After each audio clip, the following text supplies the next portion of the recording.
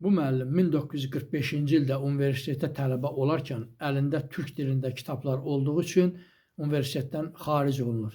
Lakin yenidən imtahan verərək universitetə qəbul olunur. Universiteti bitirdikdən sonra teatr məktəbinin direktoru təyin olunur. Daim Sovet dövründə təqib olunurdu. Kitabları yandırılırdı. Dərs dediyi sinif otaqlarında onun səsini yazmaq üçün partaların altında xüsusi cihazlar yerləşdirilmişdi. Lakin tələbələr həmin cihazı zərərsizləşdirməyə nail olmuşdular və bununla da Sovet xüsusi xidmət orqanları onun səsini yaza bilməmişdilər. Bu görkəmli yazıçımız daim gəncləri, xalqını, dövlətini, millətini sevməyə yönəldirdi. Bu xanım 1979-cu ildə Hacıqabulun Tağlı kəndində məktəb tikməyə başlayır. Həmin məktəbi tikmək üçün o əsərlərindən aldığı qonorarları istifadə edir. Lakin qonorarlar çatmır, məktəbin tikintisi yarımçıq qalır.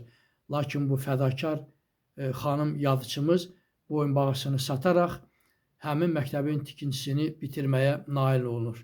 Bu bizim görkəmli yazıçımız Əzizə xanım Cəfərzadə idi. Allah rəhmət eləsin.